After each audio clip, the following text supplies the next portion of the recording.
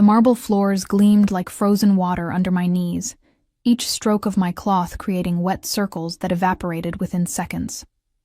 5:30 in the morning, and the Rothschild Tower penthouse smelled of imported leather, aged whiskey, and something darker, something that reminded me of my father's funeral. Money. Old money. The kind that came with blood price tags I couldn't begin to comprehend. My hands ached. They always did at this hour, when the city below was still wrapped in that peculiar darkness before dawn, when even the streetlights seemed tired.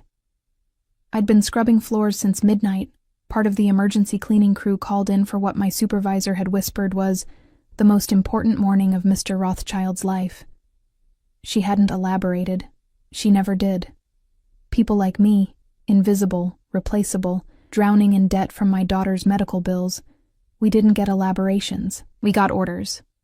3rd floor, east wing, and don't you dare touch anything on his desk. Don't even breathe near those papers. I hadn't planned to. I'd learned long ago that survival meant keeping your head down, your eyes lowered, your existence as minimal as possible. At 26, I'd already mastered the art of being a ghost. My daughter Emma needed me to be a ghost who could pay for her leukemia treatments, who could afford the experimental drug that might give her more than 6 months. The penthouse stretched before me like a cathedral of wealth. Floor-to-ceiling windows revealed a New York City skyline beginning to bruise with pre-dawn purple. Crystal chandeliers hung like frozen tears. Every surface screamed of a world I'd never touch, never belong to, never understand. I was just passing through, leaving it cleaner than I found it, erasing any evidence that someone like me had ever been here. But then I saw the office. The double doors stood open. Unusual. My supervisor had said everything should be locked. And light spilled out like an invitation I knew better than to accept. Yet something pulled me forward. Maybe it was exhaustion. Maybe it was the way the light fell across the threshold. Soft and golden. So different from the harsh fluorescence of the hospital where I spent every other moment of my life. Maybe I was just tired of being invisible. The office was a study in masculine power. Dark wood panels, leather chairs the color of dried blood, and a desk. God, that desk.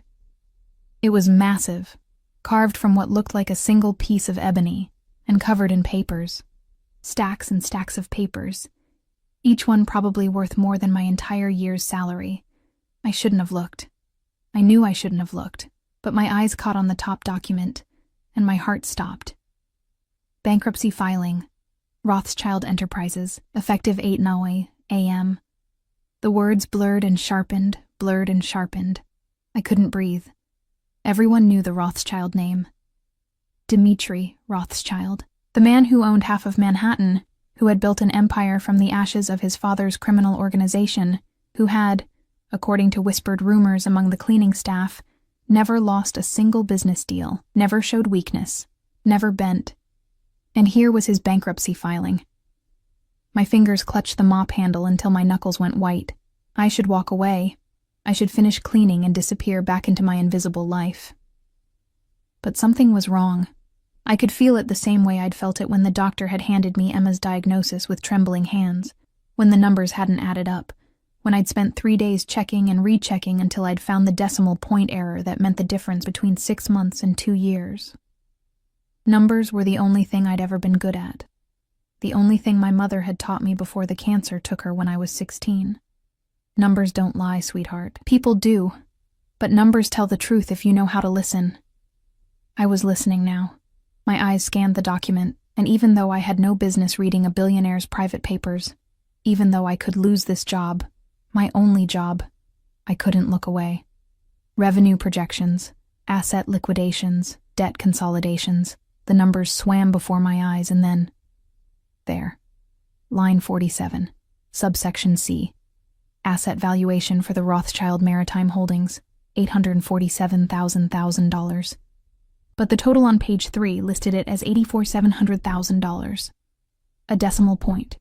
One missing zero. One simple, catastrophic mistake that would render his bankruptcy filing invalid, that would expose him to... I didn't even know what. Fraud charges? Criminal investigation? In my world, mistakes like this meant eviction notices. In his world, they probably meant prison. Or worse. My breath came in short, sharp gasps. The clock on the wall read 5:47 a.m. Somewhere in this massive penthouse, Dmitri Rothschild was probably sleeping, unaware that in just over 2 hours, his entire world would implode because someone had misplaced a decimal point. I should walk away. God. I should walk away. But then I thought of Emma, of the doctor who'd almost prescribed the wrong dosage because of a similar error, of how I'd caught it just in time, how my obsessive need to check and recheck numbers had saved my daughter's life. What if I could save his? The thought was absurd, laughable. A maid saving a billionaire mafia boss. It sounded like a bad romance novel.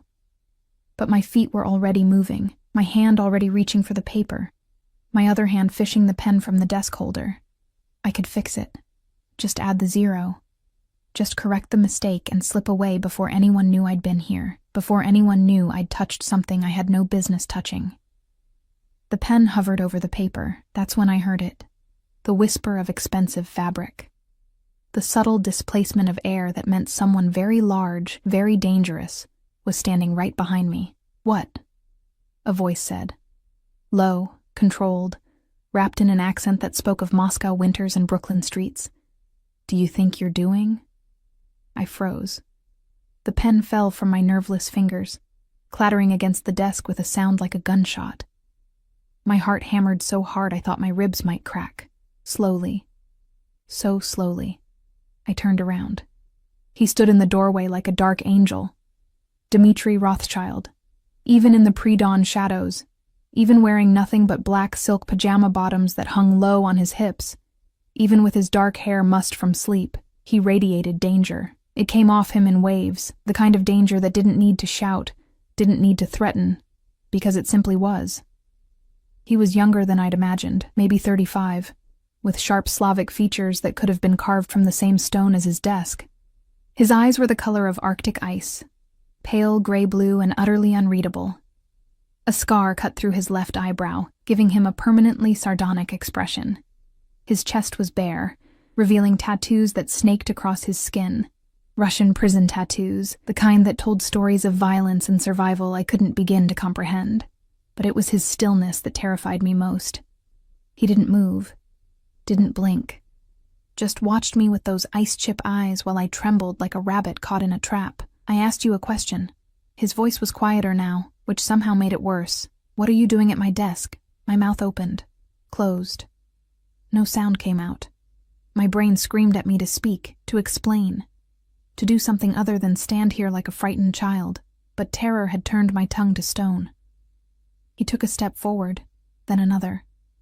Each movement was deliberate, controlled, like a predator who knew his prey couldn't escape.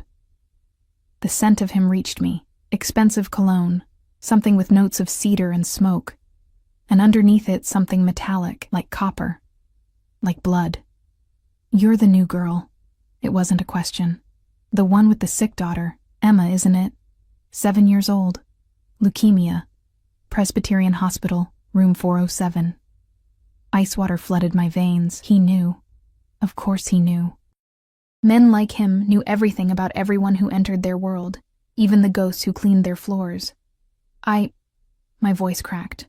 I tried again. I was just touching my bankruptcy filing. He was close now. So close I had to tilt my head back to meet his eyes. So close I could see the slight dilation of his pupils, the barely perceptible tick of a muscle in his jaw. Do you have any idea what happens to people who touch my private documents? I shook my head, tears burning behind my eyes. I'm sorry. I'm so sorry. There's a mistake. A mistake. In the numbers. Line 47, subsection C. The maritime holdings. The decimal point is...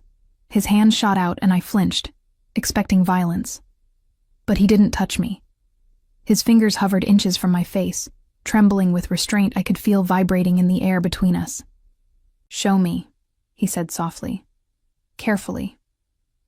My hands shook so badly I could barely hold the paper, but I pointed to the error, showed him the discrepancy between the asset valuation and the total.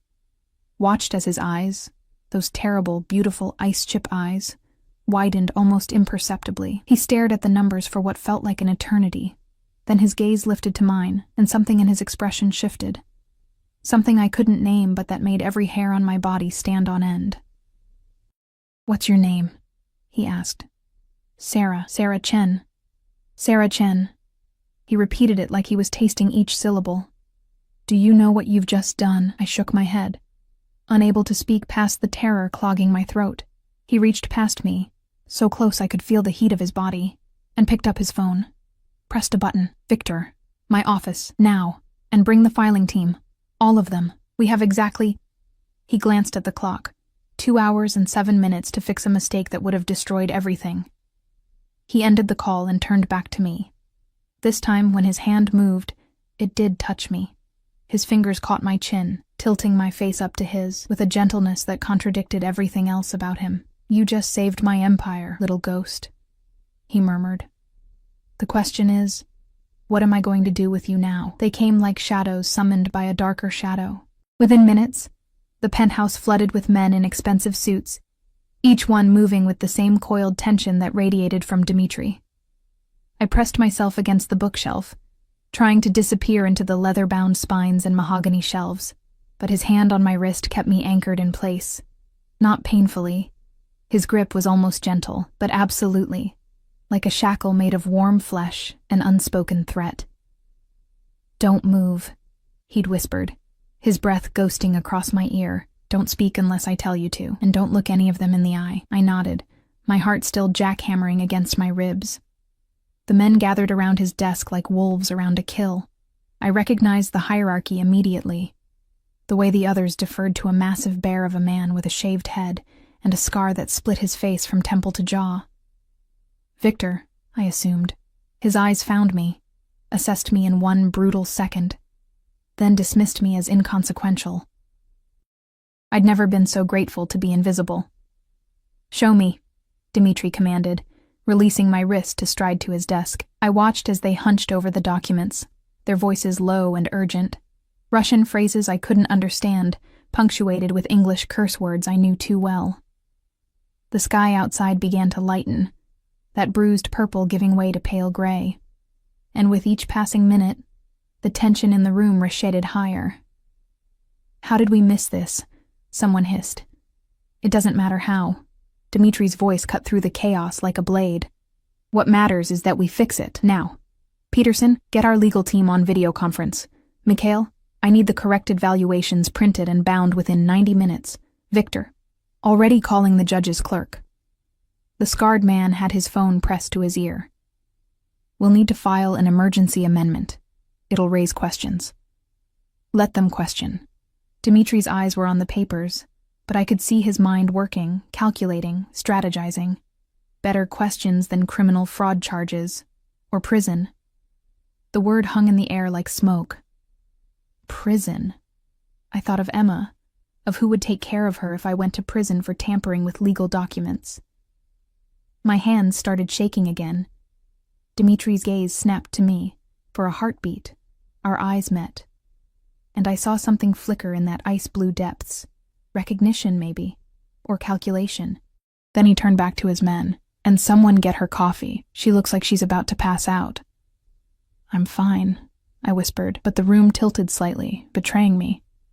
A younger man, barely out of his 20s, with nervous eyes and ink-stained fingers, pressed a crystal cup into my hands. The coffee was black, strong enough to strip paint, and I drank it gratefully while chaos swirled around me. I should have been afraid. I was afraid. But beneath the terror, something else stirred. Fascination. I'd spent my entire life on the edges of other people's worlds, cleaning their messes, invisible in their important moments. And now I stood at the center of something massive. Something that would either save or destroy the man who dominated the room with nothing more than his presence. Time blurred. The sky turned from gray to pink, to pale gold. The men worked with military precision, phones pressed to ears, laptops open, printers spitting out page after page of corrected documents. Dimitri orchestrated it all from his desk, his voice never rising above that controlled, lethal calm, but every person in the room jumped at his smallest gesture. At 7:23 a.m., Victor approached him with a leather portfolio. "It's done. The amended filing is ready. Courier is waiting downstairs to take it to the courthouse. Dmitri took the portfolio, opened it, scanned the contents with those sharp eyes that missed nothing. Then he looked at me. Sarah, come here. Every eye in the room turned to me. I felt their weight like physical things.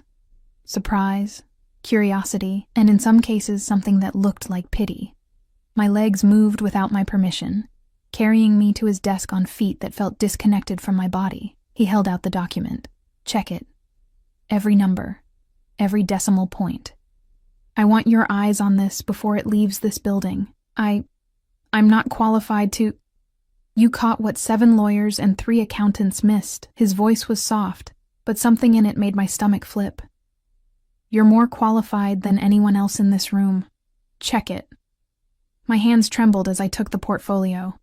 The paper felt expensive, heavy with watermarks and embossed seals. I forced my eyes to focus, to do what I did best. Find the truth in numbers, line by line, page by page. I checked every figure, every calculation, every reference. It was perfect. It's correct, I whispered, handing it back to him. His fingers brushed mine as he took it, and electricity shot up my arm. Our eyes met, and for a moment, just a moment, I saw past the ice to something that burned underneath. Something hungry. Good. He handed the portfolio to Victor. File it. And Victor, make sure Sarah gets home safely. Have someone drive her. Relief flooded through me so intensely I almost staggered. I was being dismissed, released. I could go back to my daughter, to my invisible life, and pretend this night had never happened. Thank you, I breathed. Thank you so much. I need to go. My shift. Your shift is over. Dmitri stood, and suddenly we were too close again, the heat of him overwhelming in the cool morning air. You've done enough for one day. Victor will take you home. But as I turned to leave, his hand caught my elbow. Gentle. Always gentle. But inescapable. Sarah. He waited until I looked up at him. You saved my empire today. That's not a debt I take lightly. If you or your daughter ever need anything at all, you call this number. He pressed a business card into my palm, his fingers lingering just a fraction too long. Day or night, it doesn't matter. You call, and I answer. I stared at the card. Heavy cardstock, black with silver lettering. Just a phone number. No name. No title. But I could feel the weight of it, the promise it represented. I can't. You can. His thumb brushed across the inside of my wrist, finding my racing pulse. The corner of his mouth lifted in something that wasn't quite a smile. You already have, little ghost. Don't disappear on me now. Then Victor was there, his massive presence like a wall between me and Dmitri, and I was being ushered out of the office, down the elevator, into the morning bright streets where a black Mercedes waited with windows tinted so dark I couldn't see inside. The ride home passed in a blur. Victor said nothing, but I felt his eyes on me in the rearview mirror, assessing, calculating. When we pulled up in front of my apartment building, a crumbling pre-war walk-up in a neighborhood where the Mercedes looked like a spaceship, he finally spoke.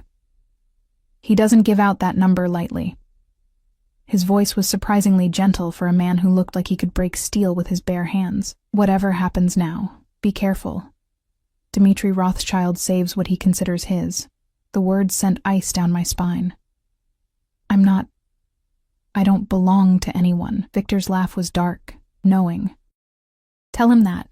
See how well it goes. I fled into my building before I could ask what he meant.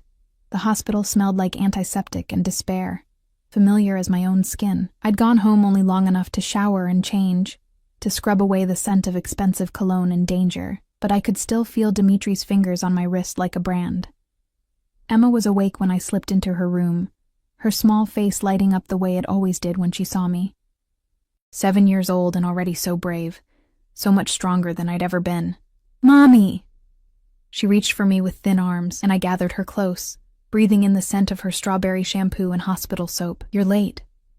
The nurses said you were working late. I was, baby. I'm sorry. I pressed a kiss to her forehead, checking for fever out of habit. How are you feeling? Okay. Tired. She snuggled against me, her small body so fragile it terrified me. Doctor. Martinez says I can maybe go home next week if my numbers are good. That's wonderful, sweetheart. I blinked back tears. Home. As if our one-bedroom apartment could ever be a real home. Not when every surface was covered in medical bills I couldn't pay, when the electricity had been shut off twice last month, when the landlord's eviction notice still sat on the kitchen counter like a ticking time bomb. Mommy. Emma's voice was soft, worried. Why are you crying? I'm not crying. I'm just happy. I smiled through the tears, wiping them away quickly. So happy you're feeling better. She didn't believe me. Emma was too smart for her own good. But she let it go, settling back against her pillows. Tell me a story? About the princess who saved the kingdom? I told her the story I'd told 100 times before. About a brave princess who fought dragons and rescued herself. And as I spoke, my hand drifted to my pocket, to the card that felt like it was burning a hole through the fabric. If you or your daughter ever need anything at all, you call this number. The words whispered through my mind like temptation, like salvation, like damnation. I couldn't call. I wouldn't. Men like Dmitri Rothschild didn't give something for nothing. There would be a price. And I'd learned long ago that prices paid in desperation were always too high. But then, Doctor. Martinez knocked on the door, his expression carefully neutral in that way that meant bad news. He asked to speak to me in the hall, and my heart dropped to my feet. The experimental treatment, he said quietly, his eyes full of the pity I'd learned to hate.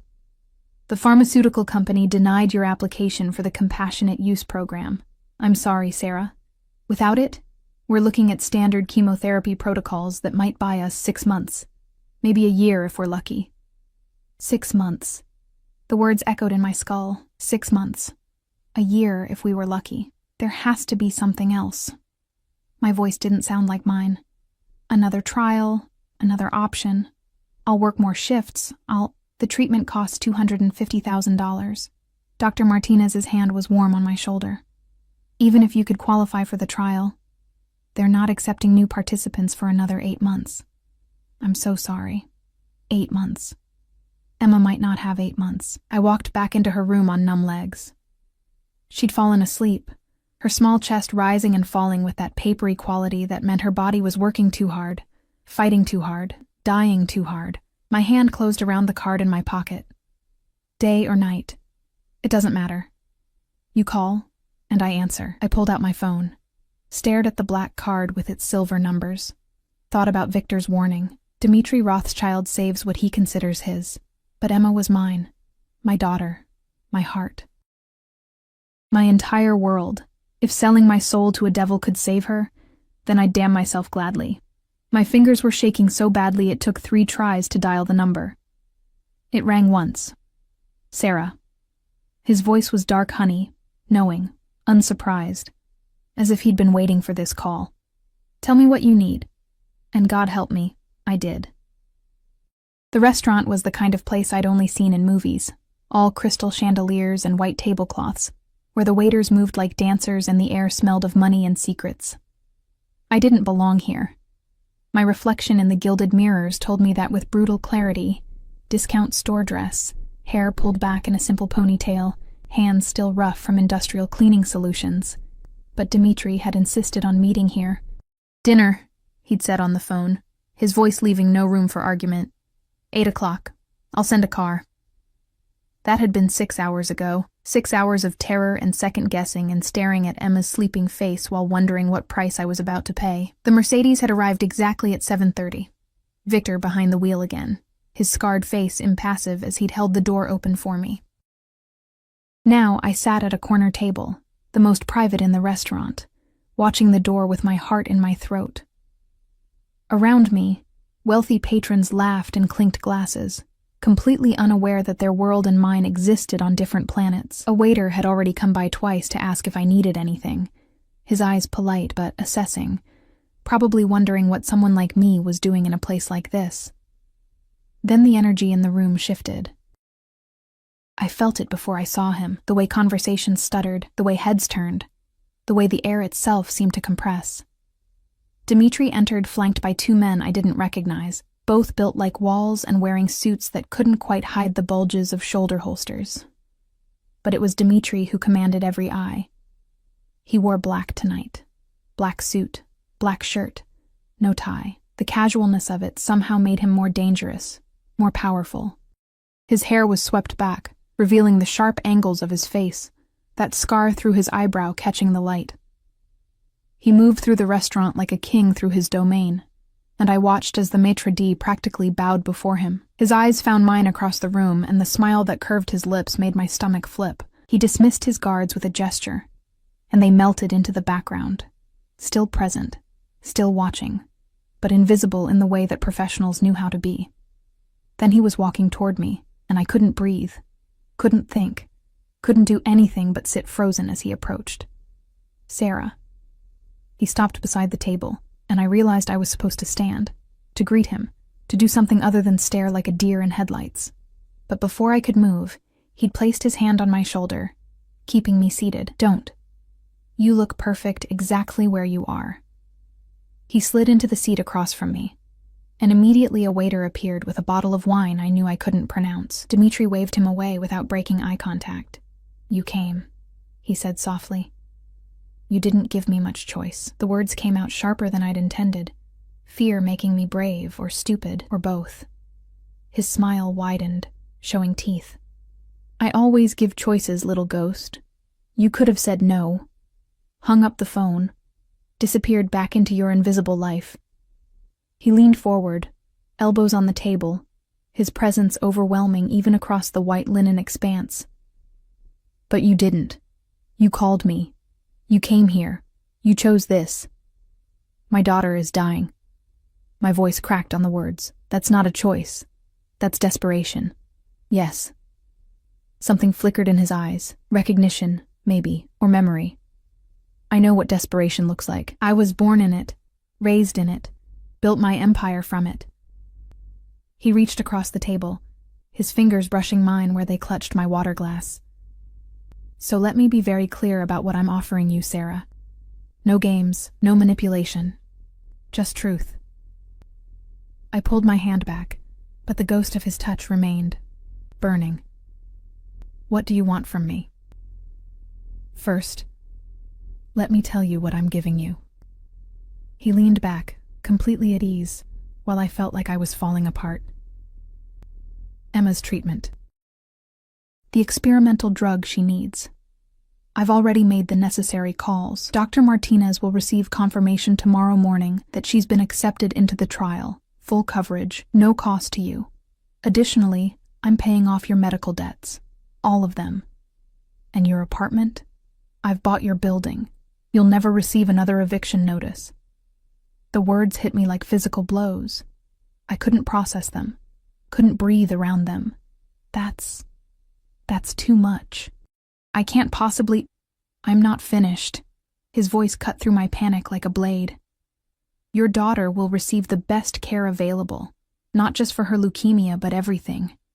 Private room, specialist nurses, whatever she needs for as long as she needs it.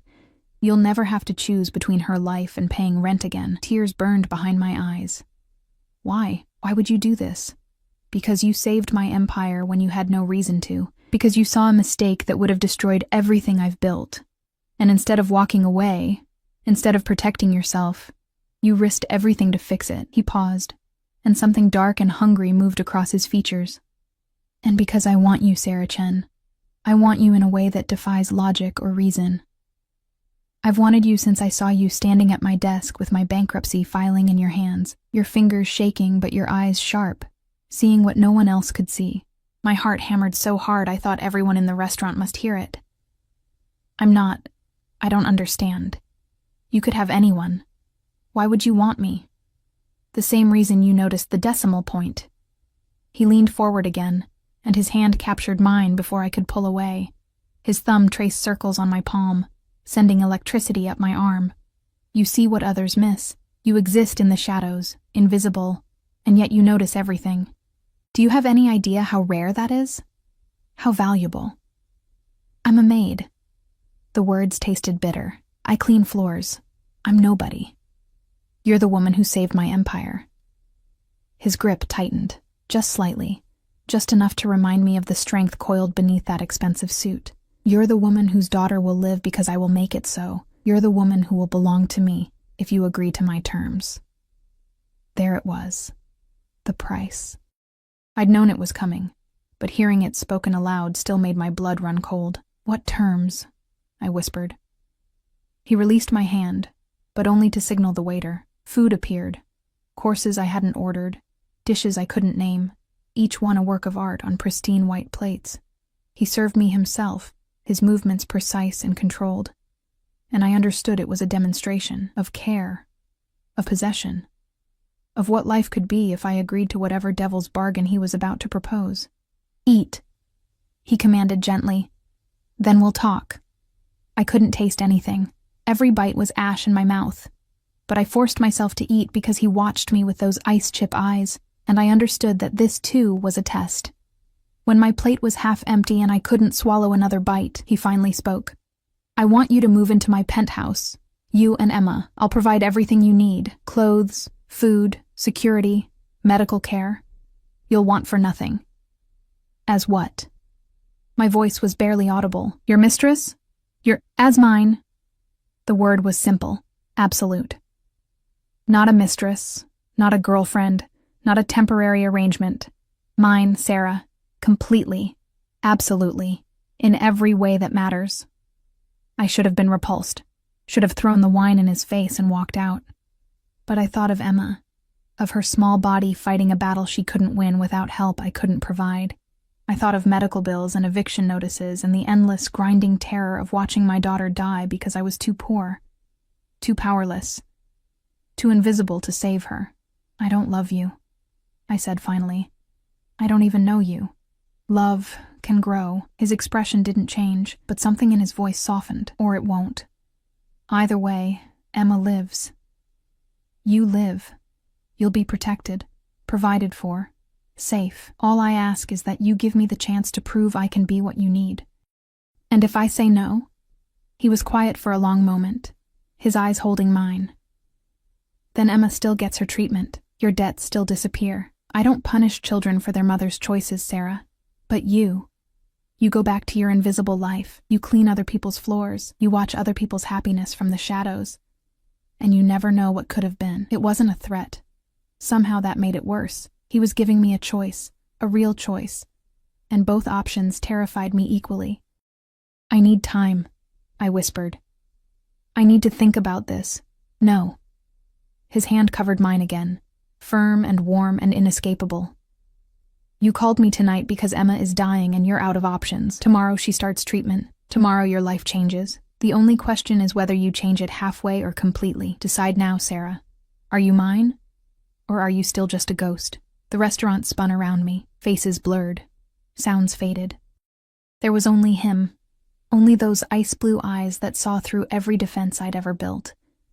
Only the warmth of his hand on mine, and the promise of salvation in his words. I thought of Emma sleeping in her hospital bed, so small and so brave.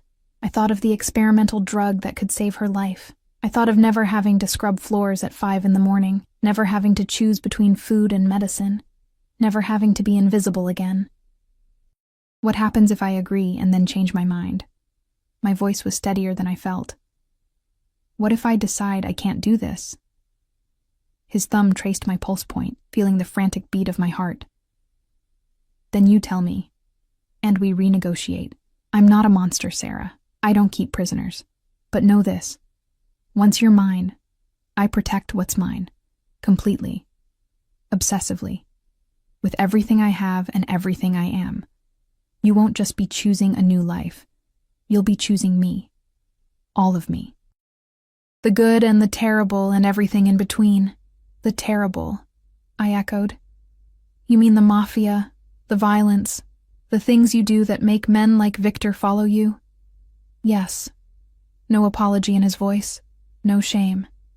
I'm not a good man, Sarah. I've killed. I've hurt people. I've done things that would make you run screaming if you knew the details. But I've also built something from nothing. I've protected my people. I've survived when everyone expected me to die.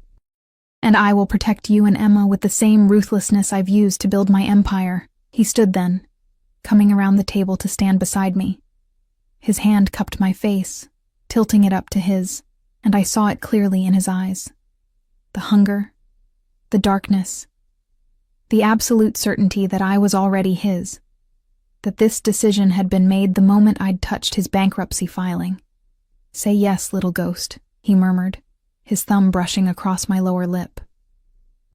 "Say yes, and let me save you the way you saved me." I closed my eyes, thought of Emma, thought of survival, thought of the choice that wasn't really a choice at all. "Yes," I whispered. His smile was triumph and possession, and something that looked almost like relief. "Good. Victor will take you to the penthouse tonight. Your things will be moved tomorrow. And Sarah..." He waited until I opened my eyes, until I was looking directly at him. "You won't regret this. I promise you that." But as he led me out of the restaurant, his hand possessive on the small of my back, Victor's words echoed in my mind. Dmitri Rothschild saves what he considers his. I'd just become his. Now I had to figure out what that really meant. The penthouse looked different at night. Softer, more intimate, but also more dangerous. Shadows pooled in corners that had gleamed with morning light. The city stretched beyond the floor-to-ceiling windows like a carpet of stars, and I stood alone in the master bedroom, staring at my reflection in a mirror that probably cost more than my entire year's salary. Victor had brought me here an hour ago, his scarred face revealing nothing as he'd shown me through rooms that felt more like a museum than a home. "Mr. Rothschild will be late," he'd said. "Business to attend to." He said to make yourself comfortable. Comfortable. As if I could ever be comfortable in a place like this, wearing a silk nightgown that had been laid out on the bed. Black, expensive, completely inappropriate for someone like me. But my own clothes were gone, packed up by efficient hands I'd never seen, and the penthouse suddenly felt less like salvation and more like a gilded cage. I thought of Emma, still sleeping in her hospital room. Dr. Martinez had called me just as Victor was driving me here, his voice thick with confusion and wonder. "I don't know how you did it, Sarah, but Emma's been accepted into the trial. They're starting treatment tomorrow morning. This is a miracle. A miracle bought with my body, my freedom, my soul. I'd made the deal. Now I had to live with it." The sound of the elevator made me jump. I turned from the mirror, my heart racing, as footsteps echoed through the penthouse. Heavy. Confident. His. Dmitri appeared in the doorway, and my breath caught. He'd removed his jacket, his shirt unbuttoned at the collar, sleeves rolled up to reveal forearms roped with muscle and ink. There was blood on his knuckles, just a few drops, but unmistakable. His eyes swept over me, and the hunger in them made my skin prickle with awareness and fear. "Beautiful," he murmured, stepping into the room. "I knew you would be. You're hurt." The words escaped before I could stop them. He glanced at his hand, then back at me, something like amusement flickering across his features. This is nothing. Just a reminder to someone who forgot their place." He moved to the bathroom, and I heard water running. When he returned, his hands were clean. But I couldn't stop thinking about whose blood I'd seen. "Are they..." I swallowed hard. "Are they alive?" "Yes." He crossed to the bed, sitting on its edge, watching me with those unreadable ice-blue eyes. "I don't kill people for small infractions, Sarah. Only for betrayal, or for threatening what's mine." The way he said "mine" made something twist low in my stomach. Fear, and something else. Something I didn't want to name. "I don't know how to do this," I whispered. "I don't know how to be what you want. Come here." It was a command.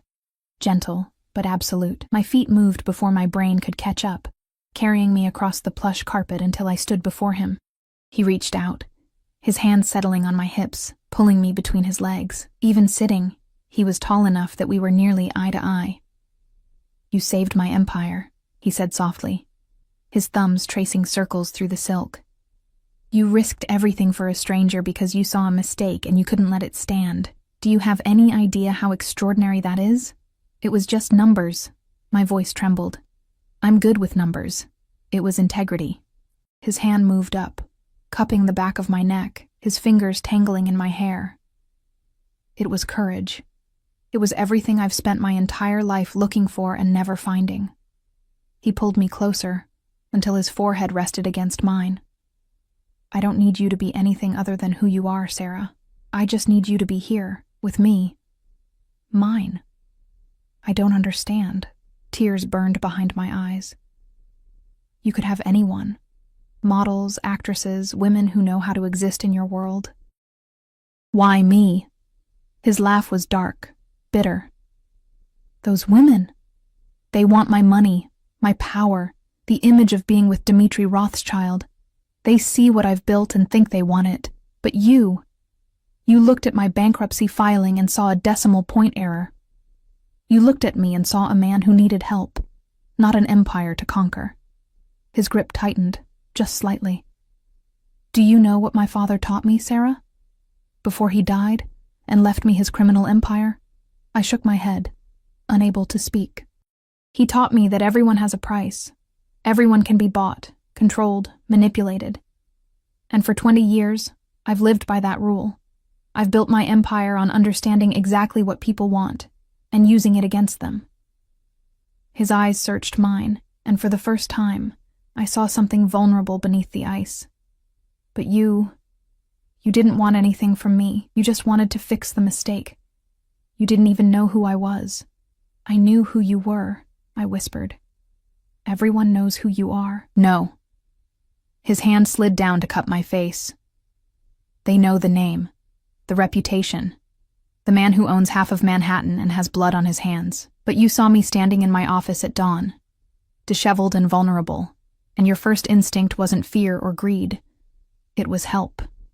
He pulled me even closer, until his lips were inches from mine. That's who I want, Sarah. Not some perfectly polished woman who knows how to play society games. You, real, honest, mine.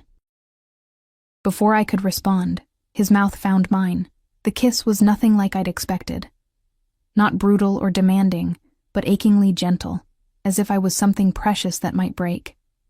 His lips moved against mine with a tenderness that contradicted everything else about him, and I felt myself melting into it, into him, despite every instinct screaming at me to pull away. When he finally broke the kiss, we were both breathing hard. His hand still cradled my face, his thumb brushing across my cheekbone. We don't have to do anything tonight, he murmured. I'm not a monster, Sarah. I won't force you. We'll take this as slowly as you need. Relief flooded through me, so intense it made my knees weak. Thank you. He smiled, and it transformed his face, made him look younger, almost vulnerable. Come to bed.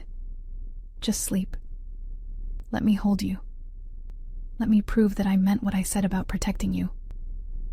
I should have refused.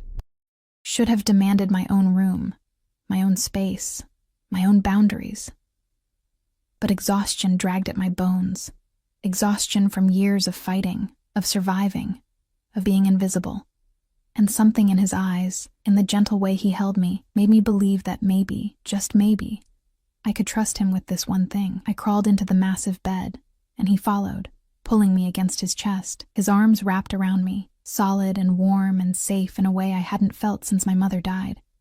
His heart beat steady beneath my ear, and his fingers traced lazy patterns on my back through the silk. Tell me about Emma, he said softly into the darkness. Tell me about your daughter. So I did. I told him about the day she was born, so small and perfect it hurt to look at her. About her first word, her first steps, her obsession with fairy tales and happy endings. About the day we'd gotten the diagnosis, how the world had stopped spinning and I'd understood for the first time what it meant to truly, desperately love someone more than your own life. He listened without interrupting, his arms tightening around me as I spoke. And when I finally fell silent, my voice raw from unshed tears, he pressed a kiss to the top of my head. She'll live, he promised. I swear it on everything I am, Sarah. Emma will live, and she'll have the happy ending she deserves. I wanted to believe him. God, I wanted to believe him so badly it physically hurt. I must have fallen asleep, because when I opened my eyes again, pale morning light filtered through the curtains. Dmitri was gone, but a note lay on his pillow, written in bold, decisive handwriting. Had to attend to business. Victor will take you to the hospital. Emma's first treatment starts at 9 a.m. I'll join you there when I can. D. The hospital felt different now, or maybe I was different. Victor walked beside me through the corridors, and I watched as nurses and doctors who'd barely noticed me before suddenly stepped aside, their eyes wide with recognition or fear or respect. Word had spread somehow that I was with Dmitri Rothschild, that I was under his protection, that I was his. Emma was awake, playing with a stuffed bear that definitely hadn't been there yesterday. When she saw me, her face lit up like sunshine. "Mommy, look what someone sent me. And Dr. Martinez says I'm starting my new medicine today." She hugged the bear tight. "It's going to make me better, right? So I can go home?" "Yes, baby." I gathered her close, breathing in her strawberry scent, blinking back tears. "You're going to get better, I promise." Dr. Martinez appeared in the doorway, his expression a mix of professional concern and barely concealed curiosity. Behind him, nurses wheeled in equipment for Emma's first treatment, bags of clear fluid that would either save her life or, at the very least, give us more time. "Ms. Chen, if I could speak with you for a moment?" I followed him into the hallway, Victor's presence a silent shadow at my back. Dr. Martinez glanced at the massive bodyguard, then back at me, clearly uncertain how to proceed. "Whatever you need to say, you can say in front of Victor," I told him, surprised by the steadiness in my voice. "Very well." He cleared his throat. "I wanted to thank you, or whoever you know, for making this possible. The pharmaceutical company not only accepted Emma into the trial, they've also assigned one of their top specialists to oversee her care personally. This kind of treatment, this level of attention, it's unprecedented for someone not in their immediate family or major donor circle." "She'll have the best care," I said softly, echoing Dimitri's promise. "Whatever she needs." "Yes, I can see that." Dr. Martinez's eyes were kind but knowing. "Just be careful, Sarah. Men who can arrange miracles like this with a single phone call are powerful. And power always comes with strings." I thought of Dimitri's arms around me last night, of the gentleness in his touch, of the promise in his eyes. I know what I'm doing, but even as I said it, I wondered if it was true. The treatment took hours. I sat beside Emma's bed, holding her small hand while the experimental drug dripped into her veins. She was brave, so much braver than me, only whimpering a little when the nausea hit, only crying once when the headache got too bad. I was so focused on her that I didn't hear him enter, didn't know he was there until his hand settled on my shoulder, warm and grounding. "How is she?" Dimitri's voice was soft, meant only for me. I looked up to find him standing beside me, still in his suit from whatever business had required his attention. There was no blood this time, but something in his eyes told me the morning had been difficult, dangerous. "She's strong," I whispered. "Stronger than me." He crouched beside my chair, bringing himself level with Emma's sleeping form. For a long moment, he just watched her, his expression unreadable. Then his hand found mine, lacing our fingers together. "She has your courage," he said quietly. "Your determination. She'll fight this, and she'll win. I'll make sure of it. You can't control everything, Dmitri."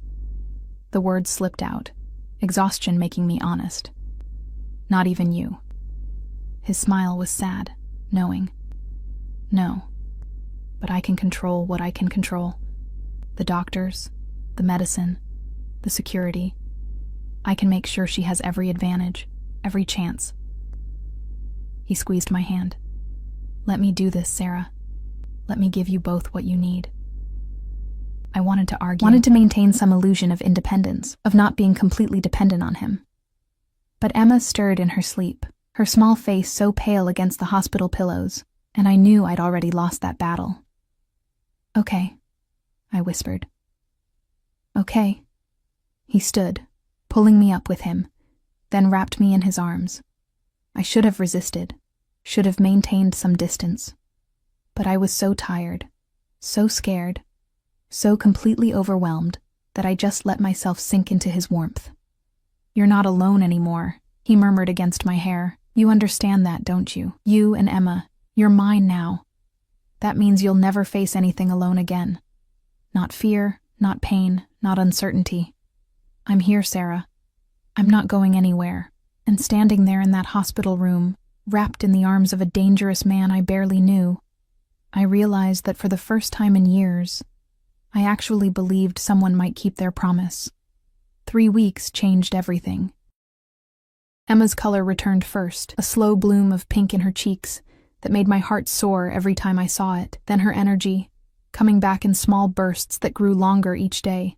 By the end of the 2nd week, she was sitting up without help, laughing at the cartoons playing on the massive television Dimitri had installed in her new private room.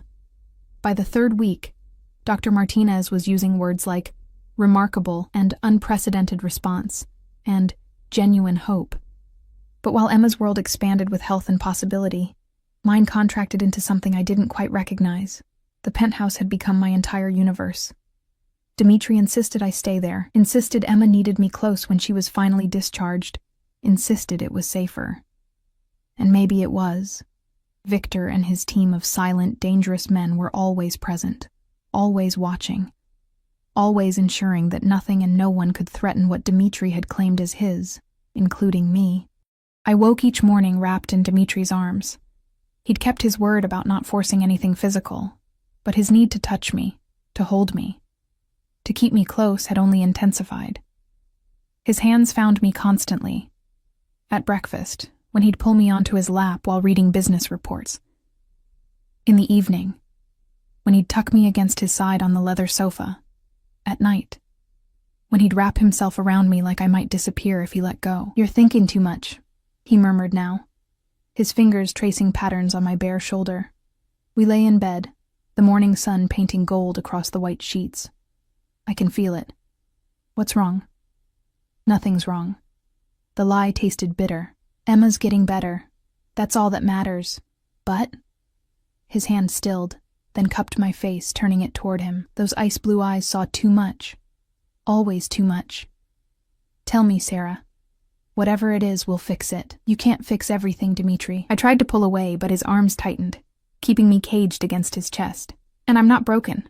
I need space. I need to breathe." Something dark flickered across his features. Space. Yes. Space.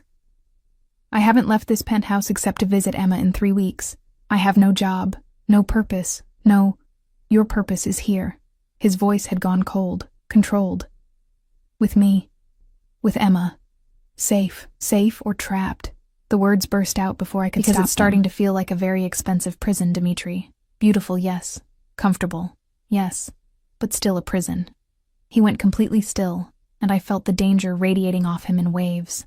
When he spoke, his voice was soft. That terrible, lethal softness that Victor's men feared more than shouting. "A prison," he repeated. "I've given you everything. Your daughter's life, financial security, protection, my bed, my name, and you call it a prison. I didn't ask for your name," my heart hammered, but I couldn't back down now. "You said I had a choice, but every day that choice feels smaller. You decide what I wear, where I go, who I see. You've fired the cleaning company so I can't even go back to work if I wanted to. I've kept you safe." He rolled on top of me, pinning me to the mattress with his weight, his hands capturing my wrists and pressing them into the pillows above my head. "Do you have any idea how many people would love to hurt you to get to me? How many enemies I've made building my empire?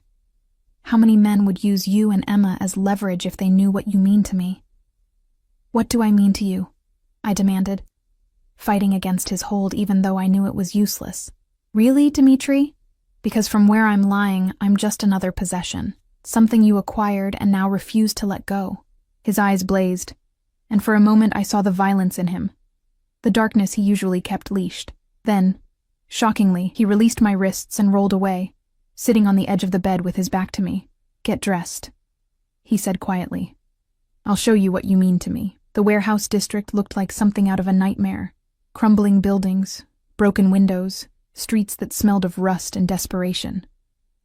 Victor drove us in the armored Mercedes, 2 more cars full of guards flanking us, and I sat in the back seat beside Dimitri, my stomach churning with dread. "Where are we going?"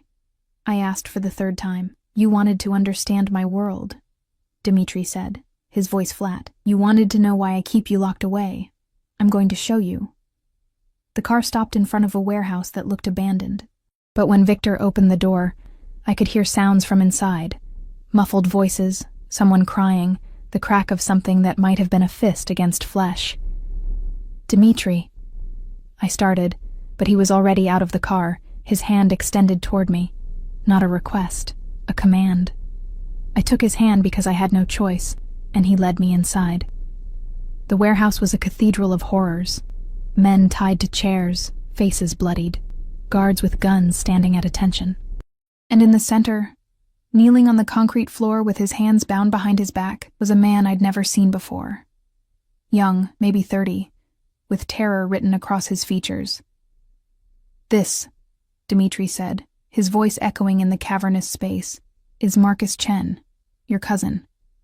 Third removed on your father's side. Did you know you had a cousin, Sarah? I shook my head, unable to speak, unable to process what I was seeing. Neither did I.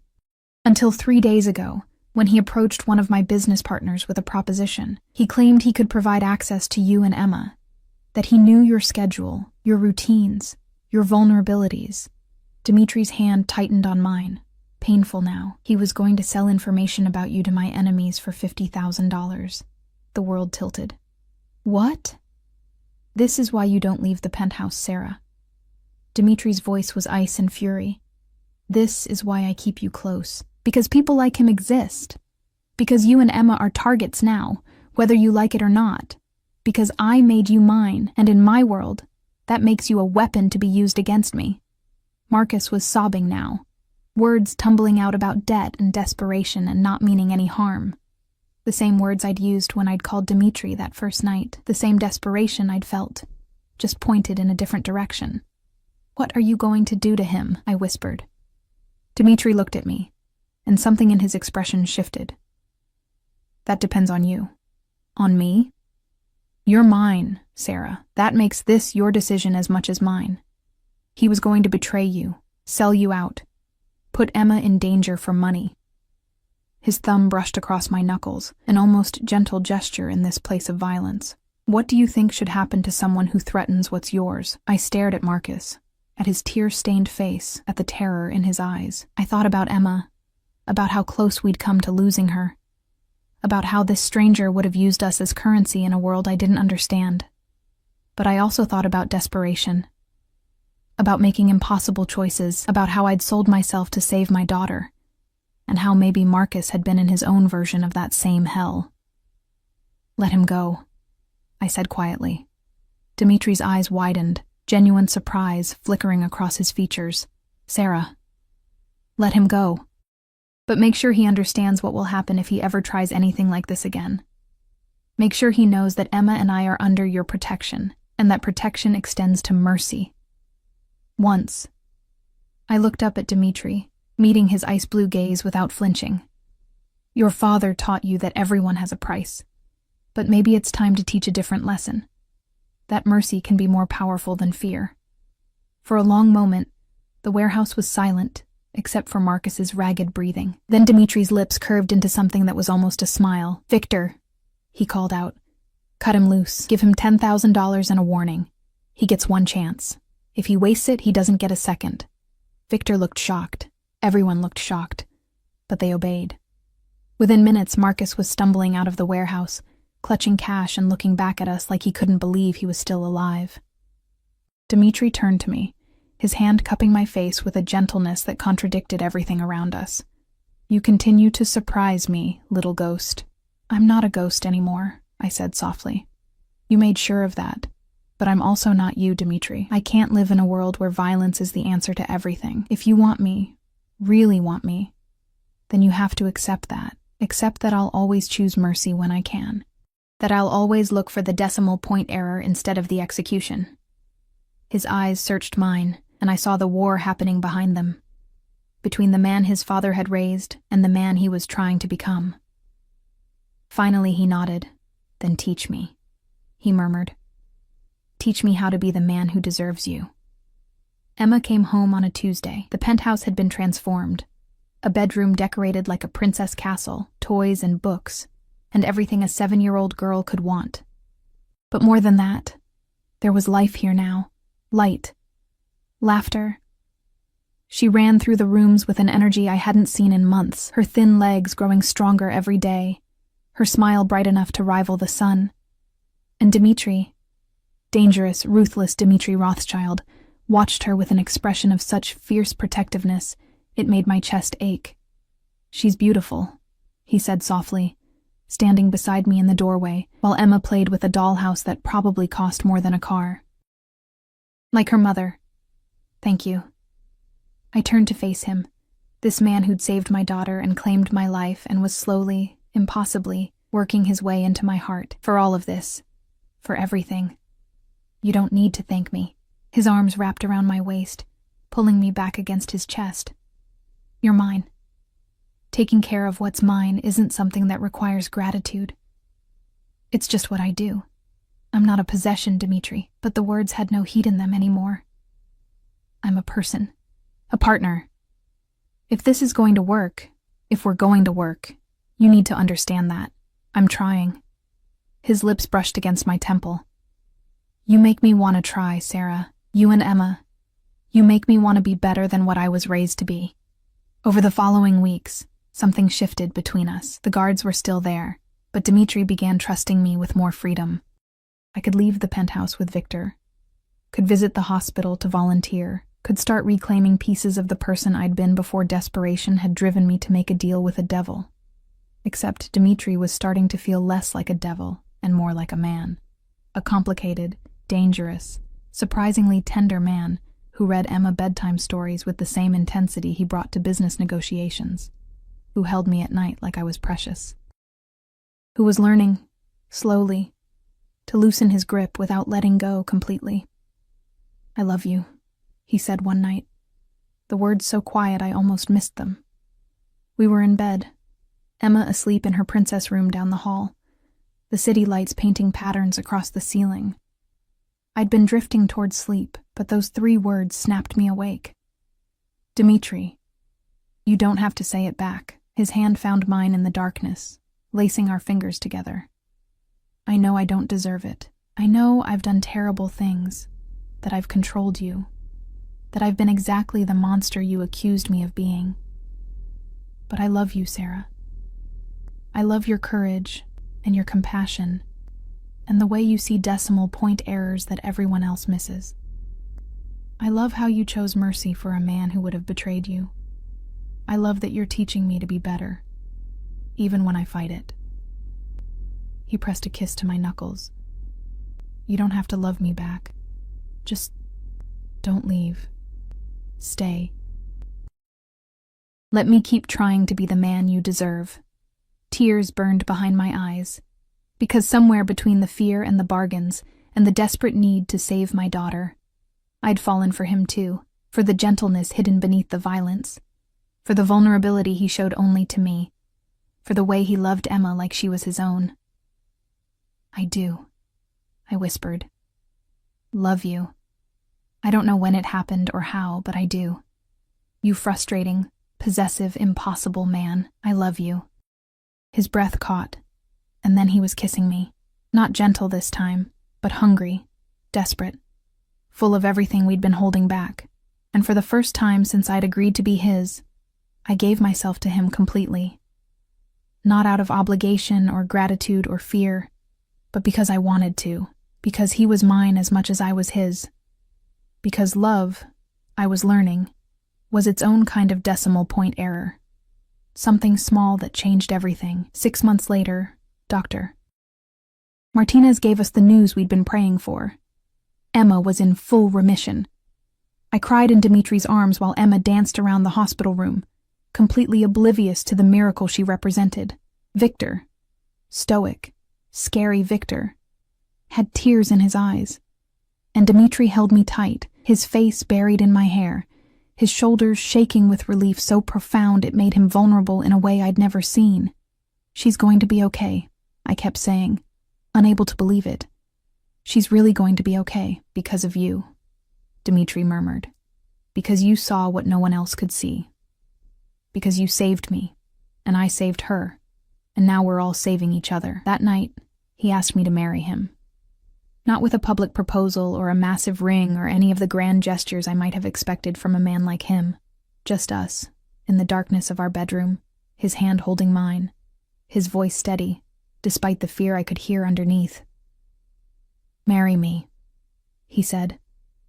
"Not because of obligation or gratitude or because I demand it, but because I love you, because Emma needs a father who will protect her the way you protect her. Because I want to wake up every morning for the rest of my life with you in my arms. Because you make me want to be better. And I don't want to try to be better without you." I looked at this man who'd terrified me, claimed me, possessed me, and ultimately loved me with an intensity that would have been frightening if it wasn't so absolutely mutual. I thought about the girl I'd been 6 months ago. Invisible, desperate, drowning. And the woman I was now. Strong, protected, loved. "Yes," I said, "but on one condition." His eyes narrowed. "What condition?" "You keep trying, keep learning, keep choosing mercy when you can. Keep being the man Emma believes you are. The one who reads her stories and checks for monsters under her bed and promises her that happy endings are real." I cupped his face, feeling the tension in his jaw. "Be that man, Dimitri. Not just for me, but for yourself. Because you deserve the happy ending too." His smile was soft, genuine, free of the darkness that usually haunted it. "Deal, little ghost, though you're not much of a ghost anymore." "No," I agreed, pulling him down for a kiss. "I'm not. You made sure of that. You made me visible. You were always visible to me," he murmured against my lips. "From the moment I saw you standing at my desk, shaking with fear but brave enough to point out my mistake. You were the only real thing in my world. Sarah. You still are." We married 3 months later in a private ceremony with only Emma, Victor, and a handful of Dimitri's most trusted people present. Emma was Flower Girl, her dark hair finally growing back thick and glossy, her smile bright enough to light up the entire world. She walked down the aisle scattering rose petals, then stood beside us while we exchanged vows that promised protection and partnership and the kind of love that grew from impossible circumstances. Later, at the reception held in the penthouse that was finally, truly home, Emma tugged on Dimitri's sleeve. He bent down, and she whispered something in his ear that made him smile. A real smile, the kind that transformed his whole face. "What did she say?" I asked. "She said thank you for saving her mommy, and for being her daddy now." His eyes were suspiciously bright. "And she made me promise that we'll all live happily ever after, just like in her stories." I looked around the penthouse, at Emma laughing with Victor, at the life we'd built from desperation and decimal points and impossible choices, at the man who'd started as my captor and become my salvation. "We will," I promised, taking his hand. "We already are." Because sometimes I'd learned the happiest endings came from the darkest beginnings. Sometimes salvation wore the face of danger, and sometimes love was just like a decimal point, a small thing that changed everything, if you were brave enough to notice it. The mistake that had brought us together had become the foundation of something beautiful, something real, something that would last. And as Dimitri pulled me close, and Emma crashed into both of us with a hug that nearly toppled us over, I knew that I'd made the right choice that night in the restaurant, that my yes had led us here, to love, to family, to a future I'd never dared to imagine. I'd started as a ghost, invisible and desperate, but Dimitri had seen me, had claimed me, had loved me into visibility, and I had saved him right back, not just from bankruptcy, but from the darkness that would have consumed him if he'd never learned that mercy could be powerful, that love could be healing, that some mistakes were actually the best things that ever happened. We had found our happy ending, not perfect, but real, not without shadows, but full of light. And it had all started with a decimal point and a maid who couldn't walk away from a mistake.